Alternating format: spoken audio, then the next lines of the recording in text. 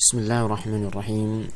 Alhamdulillah wassalatu wassalam ala Rasulillah wa ala alihi wa ashabihi wa man tabi'ahum bi ihsanin ila yaumiddin wa ba'd. Alhamdulillah, kita masuk pada pertemuan yang ke-15 dari silsilah pembacaan kitab Syarah Manhajul Haq Manzumah fil Aqidati wal Akhlaq karya Syekh Abdul Razzaq Ibn Abdul Muhsin Al-Badr hafizahullah ta'ala. Pada kesempatan kali ini kita masuk pada halaman ke-23 pada bait syair yang ke-8, yaitu perkataan Syekh Abdurrahman Sa'di rahimahullah ta'ala, wa nuthbitu akhbar as-sifati jami'aha wa nabra'u min ta'wili man kana yajhadu. Dan kita menetapkan khabar-khabar tentang sifat Allah Ta'ala jami'aha, seluruhnya, wa nabra'u min ta'wili man kana yajhadu, dan kita berlepas diri dari takwilnya orang-orang yang juhud, yaitu mengingkari. Pada bait syair yang ke-8 ini Syekh Abdurrahman As-Sa'di rahimahullah ta'ala ingin menerangkan kepada kita tentang kaidah ataupun prinsip yang harus kita pegangi di dalam memahami sifat-sifat Allah Subhanahu wa ta'ala.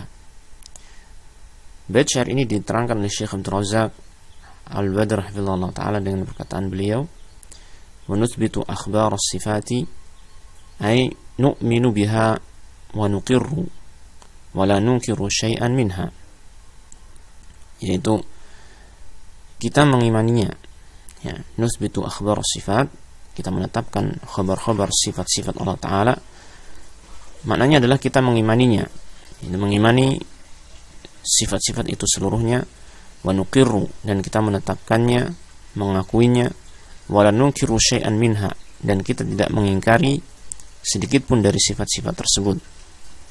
Fajami'us sifati al-waridati fi kitabillahi wa sunnati nabiyhi salawatullahi wa salamuhu alaihi nuthbituha wa nuqirru biha wa la najhadu syai'an minha. Maka seluruh sifat-sifat yang datang di dalam kitabullah dan sunnah nabinya salawatullahi wa salamuhu alaihi, semoga Allah memberikan salawat dan salamnya kepada beliau, nuthbituha, semua sifat-sifat itu kita menetapkannya, wa nuqirru biha, dan kita mengakuinya, wala najhadu syai'an minha, dan kita tidak mengingkari sedikit pun dari sifat-sifat tersebut, ya. Karena ini merupakan bagian dari iman kepada Alkitab dan iman kepada Ar-Rasul sallallahu alaihi wasallam, di mana kita membenarkan semua yang datang dalam Alkitab dan juga datang dari kabarnya Rasulullah sallallahu alaihi wasallam. Ini merupakan bagian dari iman kita kepadanya. Qala Imam Ahmad rahimahullah, Imam Ahmad rahimahullah ta'ala mengatakan, la yusafullahu illa bima wasafa bihi nafsahu au wasafahu bihi rasuluhu sallallahu alaihi wasallam, la yutajawazul qur'anu wal hadithu. Ya. Allah tidak boleh disifati kecuali dengan apa yang Allah Subhanahu wa ta'ala mensifati dirinya dengan hal itu. Awasafahu bihi Rasulullah sallallahu alaihi wasallam, atau Rasulullah sallallahu alaihi wasallam mensifati Allah Ta'ala dengan hal itu. Di sini perkataan Imam Ahmad rahimahullah ta'ala ingin menegaskan kepada kita bahwasanya jalan untuk menetapkan sifat-sifat Allah Ta'ala hanyalah melalui wahyu, hanyalah melalui Al-Quran dan hadis. La yutajawazul Quran wal hadis, tidak boleh melewati atau melampaui Al-Quran dan hadis, yaitu menggunakan akal misalnya di dalam menetapkan sifat-sifat Allah Ta'ala, atau menggunakan khayalan-khayalan dan seterusnya, maka ini tidak dibolehkan. Karena sifat Allah Ta'ala pada hakikatnya adalah perkara yang ghaib bagi kita, dan apabila kita tidak menetapkannya melalui jalur wahyu, pada hakikatnya adalah kita menetapkannya dengan tanpa ilmu. Karena yang bisa mengetahui tentang hakikat sifat Allah Ta'ala atau tentang sifat Allah Ta'ala itu hanyalah Allah Ta'ala sendiri. Dan apabila Allah Ta'ala tidak mengabarkannya kepada kita, berarti kita tidak akan mengetahuinya. Maka kita hanya bisa mendapatkan pengetahuan tentang sifat Allah Ta'ala melalui kabar dari Allah Ta'ala, itu dari wahyunya yang berupa Al-Quran ataupun hadis-hadis Rasulullah SAW. Kemudian Syekh mengatakan jami'aha, seluruh sifat-sifat tersebut, yani fihi tanbihu ila anna babas sifati wahidun. Di sini ada tanbih, ada peringatan bahwasanya pembahasan tentang sifat-sifat Allah Ta'ala itu seluruhnya adalah satu, ya. Wal qawlu fiha awal qawla fiha wahidun, dan perkataan di dalam sifat-sifat Allah Ta'ala itu adalah satu. Maksudnya apa?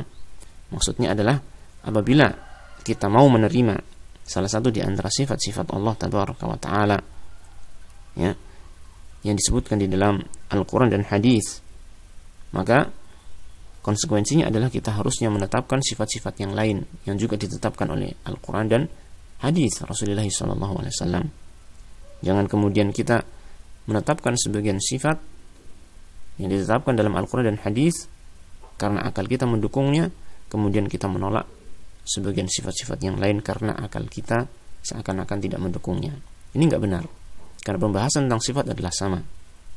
Pembahasan tentang sifat seluruhnya itu adalah sama.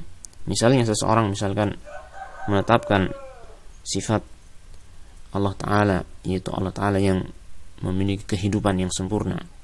Ketika dia ditanya, kenapa kamu menetapkan sifat hidup Allah Ta'ala, mereka mengatakan, kita menetapkan sifat hidup karena hidup Allah Ta'ala itu tidak akan mungkin sama dengan hidup kita.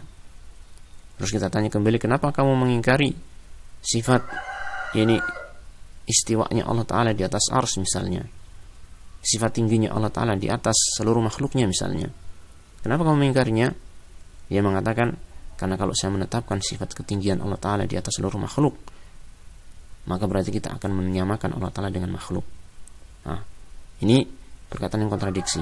Bukankah kamu tadi menetapkan sifat hidup bagi Allah Ta'ala? Apabila kamu mengatakan ketika menetapkan sifat hidup bagi Allah Ta'ala bahwasanya kami menetapkannya ini dengan tidak menyerupakannya dengan makhluk, artinya hidupnya Allah Ta'ala tidak sama dengan hidup makhluknya, maka demikian pula itu ketika kita menetapkan sifat ketinggian Allah Ta'ala tidak sama dengan ketinggian makhluk, ya. Karena pembahasan tentang satu sifat itu sama dengan pembahasan tentang sifat yang lain. Ketika kamu menetapkan sifat Allah Ta'ala hidup, yang kehidupannya Allah Ta'ala tidak akan sama dengan kehidupan makhluk, maka demikian pula ketika kita menetapkan sifat ketinggian Allah Ta'ala di atas makhluk, tidak akan sama dengan ketinggian Allah Ta'ala, ketinggian ini tidak akan sama antara ketinggian Allah Ta'ala dengan ketinggian satu makhluk, ya kan? Dan begitu seterusnya. Fahiya kulluha tuthbatu lillahi azza wa jalla. Maka sifat-sifat itu seluruhnya ditetapkan untuk Allah azza wa jalla, kama athbataha huwa jalla wa ala li nafsihi, sebagaimana Allah Ta'ala menetapkannya untuk dirinya sendiri, wa kama athbataha lahu rasuluhu salawatullahi wa salamuhu wa barakatuhu alaih, dan juga sebagaimana hal itu ditetapkan oleh Rasulnya sallallahu alaihi wasallam, ya. Intinya adalah kita menetapkan sifat-sifat tersebut tidak melampaui Al-Quran dan As-Sunnah, tidak melampaui Al-Quran dan hadis. Kita menetapkannya sebagaimana yang ditetapkan oleh Allah dan Rasulnya sallallahu alaihi wasallam. Nah, kemudian beliau menerangkan penggalan syair yang kedua, yaitu wa nabra'u min ta'wili man kana yajhadu, dan kita berlepas diri dari takwilnya orang-orang yang mengingkari. Ini dalam kita menetapkan sifat Allah Ta'ala, kita harus menjauhi takwil, ya. Takwil itu mentakwil. Apa yang dimaksud dengan takwil di sini? At-ta'wilu at-tahrifu. At-ta'wil adalah penyelewengan, penyimpangan terhadap sesuatu, ya, menyimpangkan sesuatu. Lebih jelas lagi diterangkan di sini oleh Imam Ibnul Qayyim. Qala Ibnul Qayyim rahimahullah. Imam Ibnul Qayyim rahimahullah taala mengatakan, "Wat tahrifu naw'ani." Tahrif itu ada dua macam. Ya, penyelewengan itu ada dua macam. Bentuk penyelewengan ada dua macam. Yang pertama tahriful lafzi, dan yang kedua tahriful makna. Tahrif terhadap lafaz, dan yang kedua adalah tahrif penyelewengan terhadap makna. Fatahriful lafzi al-udulu bihi an jihatihi ila ghairiha. Maka tahrif terhadap lafaz, penyelewengan terhadap lafaz adalah menyimpang dengan lafaz tersebut dari sisinya yang benar kepada selainnya, ya. Jadi ini membawakan suatu lafaz yang disimpangkan atau diselewengkan dari lafaz yang sesungguhnya, yang benar. Imma bi ziyadatin wa imma bi nuqsanin, bisa dengan penambahan, bisa dengan pengurangan, wa imma bi taghyiri harakatin i'rabiyatin, bisa juga dengan mengubah harokat i'rabnya. Harokat i'rab adalah harokat-harokat yang ada di belakang, seperti di sini kalimat tahrif ada harokat dhammah di belakang ini, ada lafaz ada kasrah di belakang ini, ya. Ini namanya harokat i'rab. Namanya harokat i'rab. Ya, diubah harokatnya. Wa imma ghairi i'rabiyatin, atau mungkin dengan mengubah harokat selain i'rabnya, yaitu harokat yang selain di belakang. Yang mungkin di depan, mungkin di tengah. Yang itu ketika mengubah harokat dalam bahasa Arab biasanya mengubah makna. Fahadhi arba'atu anwa'. Maka ini ada 4 macam tahrif lafaz. Bisa dengan menambahi, mengurangi, atau mengubah harokat yang i'rab ataupun yang bukan i'rab. Yang itu biasanya ini berkonsekuensi kepada perubahan suatu makna dari suatu lafaz. Ya. Sehingga tahrif lafaz ini pada hakikatnya itu nanti akan berujung pada tahrif terhadap makna juga. Ya. Kemudian wa amma tahriful makna, adapun tahrif terhadap makna, penyelewengan terhadap makna, wa huwa al-udulu bil makna an wajhihi wa haqiqatihi, yaitu menyimpang dengan suatu makna, ya, yang benar dari sisinya yang benar, dari hakikatnya yang benar, wa i'ta'ul lafzi makna lafzin akhara, dan memberikan kepada lafaz tersebut makna lafaz yang lain, biqadrin ma mushtarakin bainahuma, dengan satu kadar yang sama antara keduanya. Jadi satu lafaz dari sifat yang sesungguhnya memiliki makna tertentu yang sudah diketahui dalam bahasa Arab, ya, kemudian diberikan makna lafaz yang semisal dengan itu, ya, yang mengandung makna yang lain. Contoh misalnya adalah lafaz kalimat yad, al-yadu, yadullah, tangan Allah Ta'ala. Yad itu maknanya adalah tangan, ya. Semua orang Arab mengetahui makna yad adalah tangan. Ketika disandarkan kepada Allah Ta'ala, yadullah maknanya adalah tangannya Allah Subhanahu wa Ta'ala. Namun kemudian ada orang yang beranggapan kalau menetapkan tangan maka bisa berakibat menyerupakan dengan makhluk. Padahal tidak demikian, ya. Lalu dia kemudian mentakwil kalimat yad ini dengan makna yang lain. Oh, kalau begitu yad ini maknanya bukan tangan. Yad itu maknanya adalah quwwah ataupun qudrah, kekuatan ataupun kemampuan Allah Ta'ala, ya. Maka ini adalah suatu penimpangan terhadap makna dari sifat Allah Ta'ala. Dan ini tidak dibenarkan. Harusnya kita menetapkan sifat Allah Ta'ala sesuai dengan lafaz yang ada dalam Al-Quran dan Hadis, dan sesuai dengan makna yang dikehendaki oleh Allah dan Rasulnya Sallallahu Alaihi Wasallam. Tidak kita membawa makna tersendiri terhadap sifat-sifat tersebut. Nah, kemudian di akhir penjelasan dari bait syair ini, Syekh Abdul Razak menerangkan tentang kalimat al-jahd, yaitu dari syair bait syair yang tadi di akhirnya adalah wa nabra'u min kulli min ta'wil man kana yajhadu. Kita berlepas diri dari ta'wilnya orang yang juhud. Nah, maka diterangkan di sini dengan kalimat jahd, al-jahdu. Apa yang dimaksud dengan juhud? Ya, al-jahdu yaitu al-inkaru wa ta'tilu. Al-jahdu yaitu al-inkar dan ta'til. Ingkar mengingkari, dan ta'til adalah menolak atau mengosongkan ini satu sifat dari maknanya, ya, atau menolak sifat Allah Ta'ala, ya, meniadakan sifat Allah Tabaraka wa Ta'ala. Ini makna dari ta'til. Ai natabarra'u min hadzal maslak, yaitu kita berlepas diri dari metode ini, dari jalan ini, jalan pengingkaran ataupun ta'til, penolakan, peniadaan terhadap sifat Allah Ta'ala. Maslakat ta'wil lis-sifati al-mufdhi lil-jahdi wa ta'til, yaitu kita berlepas diri dari metode ataupun jalan tempuh takwil, pentakwilan sifat, ya, yang itu bisa menghantarkan kepada pengingkaran dan penolakan terhadap sifat Allah Ta'ala.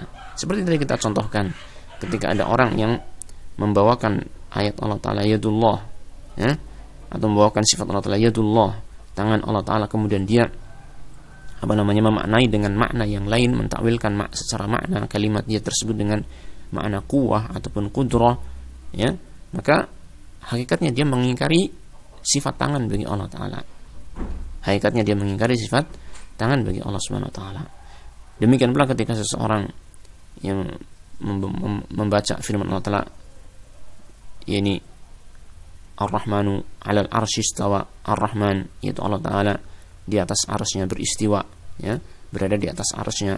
Kalimat istawa kemudian dia takwil lafadznya dengan istaula, ya, istaula, ya, istawa yang artinya tinggi di atas, ya. Kemudian ditakwil dengan makna dengan lafadz istaula yang artinya menguasai yang sebelumnya tidak menguasai, ya. Maka ini hakikatnya adalah menolak apa? Sifat istiwanya Allah Ta'ala, sifat ketinggiannya Allah Ta'ala di atas seluruh makhluk, di atas arsy-Nya, ya. Ini kita fahami bahwasanya takwil itu akan menghantarkan kepada sifat pengingkaran dan penolakan terhadap sifat Allah Ta'ala. Nah, alladzina yufassirunaha bighairi muradillahi qasdan minhum waftira'an wa tahrifan lil kalimi an mawadhi'ihi. Itu orang-orang yang ini menafsirkan sifat-sifat Allah Ta'ala dengan selain apa yang dikehendaki oleh Allah Ta'ala, qasdan minhum, secara sengaja dari diri mereka, waftira'an, dan untuk mengada-adakan sesuatu hal yang baru, wa tahrifan lil kalimi an mawadhi'ihi, dan menyimpangkan kalimat dari makna-makna ataupun dari tempat-tempat yang selayaknya, dari makna-makna yang benar, ya. Wal gharadu at-takdzibu wal jahdu, dan tujuannya adalah apa? Mendustakan dan mengingkari. Nah, ini yang dimaksud dengan takwil. Sesungguhnya tujuannya adalah mendustakan dan mengingkari sifat-sifat Allah Subhanahu wa Ta'ala, ya. Fa nakunu ala hadarin minhu wa bu'din anhu, maka hendaknya kita itu berwaspada darinya dan menjauhi hal tersebut, itu menjauhi metode takwil terhadap sifat Allah Subhanahu wa Ta'ala. Baik, kita selesai dari keterangan Syekh Abdul Razak pada bait syair yang ke-8 ini, dan kita akan lanjutkan, ya, dengan menuliskan beberapa faedah keterangan, ya, pelajaran yang bisa kita ambil dari pelajaran atau bait syair yang ke-8 ini. Baik, pelajaran yang pertama yang kita ambil dari apa yang kita baca barusan adalah wajib bagi kita menetapkan semua, ya, semua sifat Allah yang dikabarkan dalam Al-Quran dan As-Sunnah, dan tidak boleh menolak atau mengingkari satupun dari sifat Allah Ta'ala yang dikabarkan dalam Al-Quran maupun As-Sunnah, ya. Ini prinsip yang kita pegang dalam akidah kita dalam masalah nama-nama dan sifat-sifat Allah Subhanahu wa Ta'ala. Tidak boleh kita mengingkari sedikit pun dari apa yang dikabarkan oleh Allah Ta'ala dan Rasulnya sallallahu alaihi wasallam tentang sifat-sifat Allah Subhanahu wa Ta'ala. Dan kita harus menetapkan semua yang dikabarkan oleh Allah dan Rasulnya sallallahu alaihi wasallam, karena itu merupakan bagian dari keimanan. Kemudian yang kedua adalah tidak boleh menetapkan sifat Allah kecuali yang ditetapkan oleh Al-Quran dan As-Sunnah. Jadi di samping kita menetapkan semua yang ada dalam Al-Quran dan As-Sunnah, maka tidak boleh juga kita menetapkan sifat Allah yang tidak ditetapkan oleh Al-Quran dan As-Sunnah. Ini tidak boleh menetapkan sifat Allah kecuali hanya yang ditetapkan oleh Al-Quran dan As-Sunnah. Kenapa demikian? Karena sifat Allah adalah hal yang ghaib bagi kita, ya. Kita tidak mungkin mengetahui kecuali melalui kabar atau wahyu dari Allah Subhanahu wa Ta'ala. Adapun yang ketiga, pelajaran yang bisa kita ambil dari apa yang kita baca pada kesempatan kali ini adalah tentang bahwasanya pembahasan dalam masalah sifat-sifat Allah Ta'ala semuanya adalah sama, yakni apabila kita menetapkan satu sifat yang ditetapkan dalam Al-Quran dan As-Sunnah, maka mestinya kita pun menetapkan sifat lain yang juga ditetapkan dalam Al-Quran dan As-Sunnah. Tidak boleh kita mengimani sebagian dan mengingkari sebagian dari yang datang dalam Al-Quran dan As-Sunnah. Nah, kemudian yang keempat, dari apa yang kita baca kita bisa mengambil pelajaran, ya, yang dimaksud dengan takwil terhadap sifat Allah adalah menyelewengkan sifat Allah dari lafal atau makna yang benar. Maka takwil itu ada dua macam, itu takwil lafal dan takwil makna. Nah, kemudian kita tuliskan di sini tentang maksud dari takwil lafal dan takwil makna tersebut dalam pelajaran yang kelima ataupun yang ke-6. Yang kelima kita katakan nomor 5, ya. Takwil lafal adalah menyelewengkan lafal suatu sifat dari yang seharusnya, ya. Menyelewengkan lafal suatu sifat dari yang seharusnya dengan menambah atau mengurangi huruf atau mengubah harokat, baik harokat yang belakang yaitu harokat i'rab ataupun harokat yang di depan atau di tengah, ya. Intinya adalah ta'wil lafal adalah menyelewengkan lafal suatu sifat dari yang seharusnya dengan menambah atau mengurangi huruf atau mengubah harokat. Seperti tadi kita contohkan, istawa ditakwilkan dengan istaula, itu dengan menambah huruf lam. Kemudian yang keenam kita tuliskan di sini, takwil makna adalah menyelewengkan makna suatu sifat dari makna yang benar kepada makna yang lain. Sebagai contohnya yang tadi kita contohkan adalah tentang sifat Allah yad, sifat tangannya Allah Subhanahu wa taala. Sebagian orang menolak sifat tangan Allah taala, kemudian menakwilkan kalimat yad, ya, dalam Al-Qur'an ataupun hadis dimaknai dengan apa? Kalimat dengan makna qudrah ataupun quwwah. Maka ini merupakan takwil makna. Dan yang ketujuh terakhir di sini kita sebutkan, yaitu wajib menjauhi pentakwilan terhadap sifat Allah. Kita nggak boleh mentakwil sifat Allah Ta'ala, karena mentakwil sifat Allah pada hakikatnya menghantarkan kepada penolakan atau pengingkaran terhadap sifat Allah Subhanahu wa Ta'ala. Inilah beberapa pelajaran yang bisa kita ambil dari bait syair yang ke-8 beserta syarah penjelasan dari Syekh Abdul Razak hafizahullah Ta'ala. Semoga Allah Ta'ala memberikan hidayahnya dan taufiknya kepada kita untuk memiliki keyakinan yang benar terhadap Allah Subhanahu wa taala, untuk memiliki ilmu yang bermanfaat dan amal yang saleh. Wassallallahu wasallam ala nabiyyina Muhammadin wa ala alihi washabbihi ajma'in walhamdulillahirabbil alamin.